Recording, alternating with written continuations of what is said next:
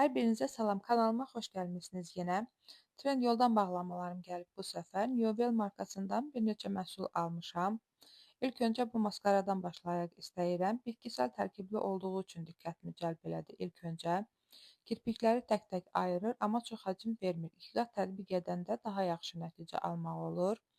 Fırçası bu şəkildədir. Bir də çıxarmaq məncə biraz çətindir deyə düşünürəm. Daha sonra yenə eyni maskaradan 2 dənə də sifariş verdim endirimə düşdüyü üçün. Amma mən alandan bu yana qiyməti demək olar ki, qalxmır.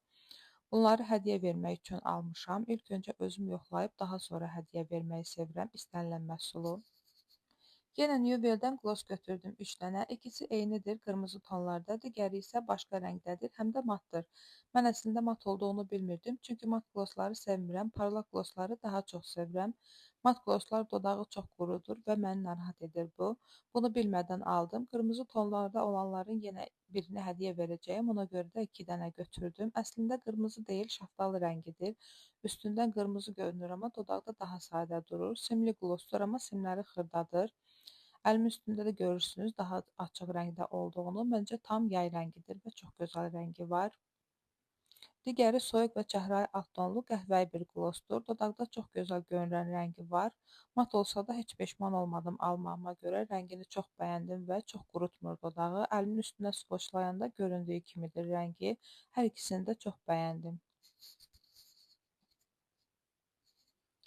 Daha sonra çox sevdiyim Pierre Cardin markasından 2 eyni rəngli tonal krem aldım. Bunlar da hədiyyədir. Qablaşdırılmalarını çox bəyəndim. Çox fərqli və maraqlı qablaşdırılmaları var. Ən açıq tonunu seçdim. Ümid eləyirəm ki, hədiyyə verəcəyim insanlara uyğun olacaq rəngləri. Parlaq və mat bitişin tam ortasındadır bitişi. Örtücülükləri isə kifayət qədər yaxşıdır.